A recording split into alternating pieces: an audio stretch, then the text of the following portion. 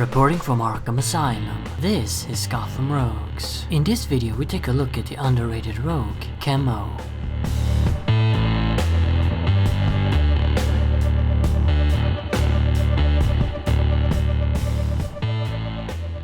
Chemo made his first appearance in the Metal Man story called The Deathless Doom, published in Showcase number 39 in 1962. The comic was written by Robert Kanigher and penciled by Andru. In it we meet Professor Ramsey Norton, a scientist working on finding cures for all of mankind's problems, like famine and diseases. Yeah, perhaps a bit overambitious. The professor experimented with all kinds of chemicals, trying different mixtures, and every failed batch was poured into a giant plastic container. This container was shaped like a man, intended to evoke the symbolism of an antagonist for Norton to overcome. Being filled with chemicals, the professor jokingly named the container Chemo. In his attempt to cure famine, Norton eventually managed to create a growth serum that enlarged pieces of fruit to giant size. However, the concoction was a failure, as the test subjects grew so big they burst. The failed mixture was poured into Chemo as usual, but during the night something began to happen with the container. It started to grow into an enormous size, but not only that, Chemo also started to move as if alive. Turns out that all the chemicals mixing together inside the plastic container had somehow created a primitive, sentient form of life. Chemo then attacked his creator by spraying deadly chemicals through a mouth slit, leading to Norton's demise. The chemical menace then escaped the lab and began to destroy the city outside. Chemo was eventually stopped, however, by the heroic intervention of Dr. William Magnus' robot team, the Metal Men.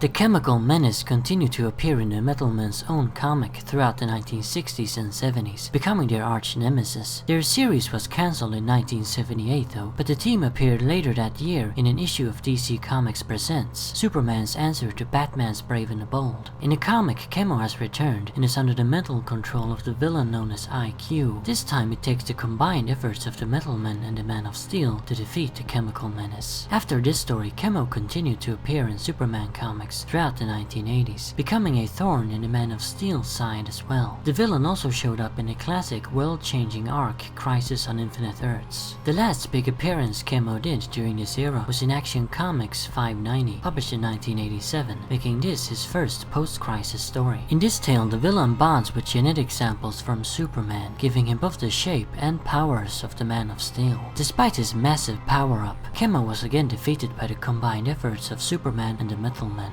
Despite always being destroyed and sometimes totally annihilated, Chemo always found a way back, but this time he stayed gone for quite a long while. It wouldn't be until almost a decade later, in late 1996, when the character returned in Supergirl number 5. In this comic, Chemo has been discovered by a team of researchers, giving him a new design complete with metal parts attached to his plastic shell. The being escapes, however, and goes berserk in Supergirl's hometown of Leesburg. This story was the first to truly explore the creature as an actual character, and established that Chemo is somewhat self-aware and doesn't quite understand what it is, but desires to be human. After this sort of reimagining, Chemo continued to appear throughout the DC universe, usually alongside other supervillains, as a member of teams such as the Secret Society of Supervillains and the Suicide Squad. During the Infinite Crisis crossover event in 2006, the chemical menace was dropped on Bloodhaven by the Society, nearly annihilating the entire city. Chemo also appeared in the Metal Men's second miniseries from 2007. He did not appear in their first from 1993. I haven't read this series and there's very little information about it online, but it appears as if Chemo is a pretty major antagonist in it. Since then, we've seen the character show up here and there in fairly small roles, as late as during the New 52. As far as I know, he has not appeared in the Rebirth continuity yet. The character's presence in other media is very minimal. He appeared in an episode of Batman the Brave and the Bold.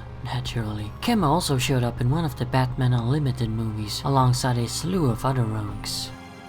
Quite a few people requested that I do Chemo, and I guess I'm a bit surprised. I myself didn't even know about the character until a couple of years ago. I discovered him when watching the Review Spot's video reviews of the old DC Universe Classics action figures. Chemo was one of the many figures featured, and I was instantly intrigued by his visual design, so I looked him up and read some of the comics featuring him.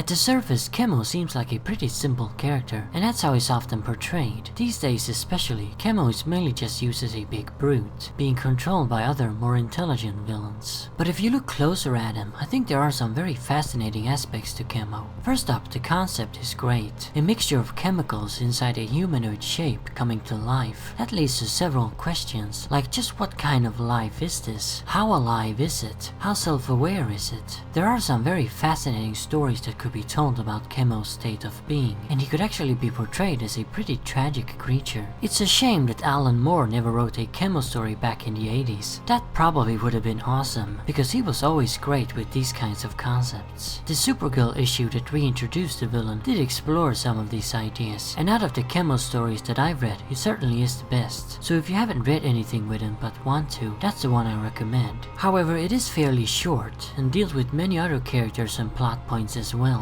I'd like an entire issue, or hell maybe even a miniseries, completely dedicated to examining the nature of Chemo.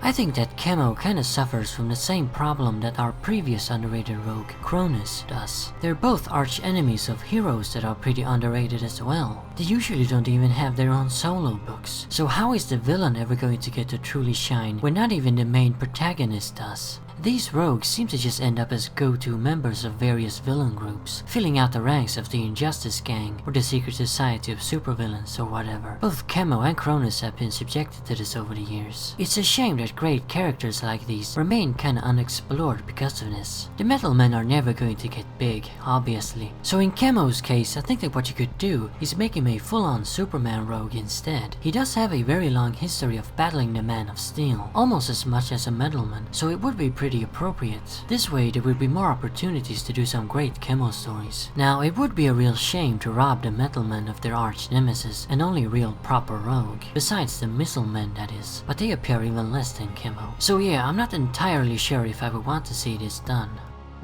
A live-action Chemo would have been amazing. Could you just imagine what it would have looked like? But I doubt that'll ever happen. A Metal Men movie with Chemo as the main villain would have been really sweet, but seeing as Warner Bros. Can barely get a Flash movie out, seriously, what's going on with that project? Who the hell expects them to greenlight a Metal Men movie? No way.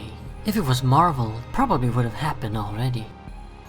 So there you have it. That's the story of underrated rogue Chemo. A cool looking character with a lot of potential. In the next episode of Underrated Rogues, I will finally cover the Ratcatcher, without a doubt the most requested character. So yeah, look forward towards that. And remember, Arkham Asylum awaits you in the next video.